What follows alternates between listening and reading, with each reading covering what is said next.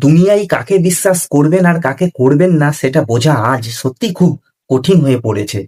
মহারাষ্ট্রের পুনের এই ঘটনাটি আজ পুরো দেশকে নাড়িয়ে রেখেছে, যেখানে কেতন আগরওয়াল ও শ্রেয়া গোয়ালের বিয়ে ঠিক হয়েছিল।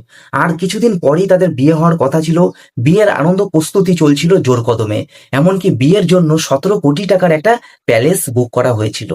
একদিন শ্রেয়ার বার্থডে সেলিব্রেশন করার জন্য শ্রেয়া কেতনকে রিকোয়েস্ট করে যে লোহাগড় ফোর্টে নিয়ে যেতে। সেখানে নিয়ে গিয়ে শ্রেয়া আর তার বয়ফ্রেন্ড মিলে কেতনকে খাদে ফেলে হত্যা করে। তাহলে এই দুনিয়ায় কাকে বিশ্বাস করবেন?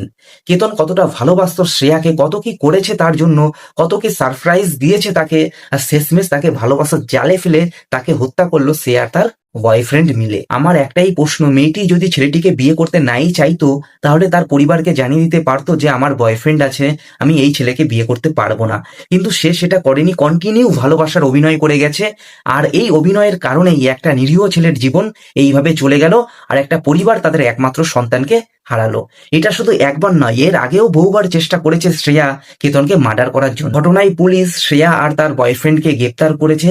ভিডিওটি বেশি বেশি করে শেয়ার করুন, যাতে এই কেতন আগরওয়াল সঠিক ন্যায় বিচার পায়।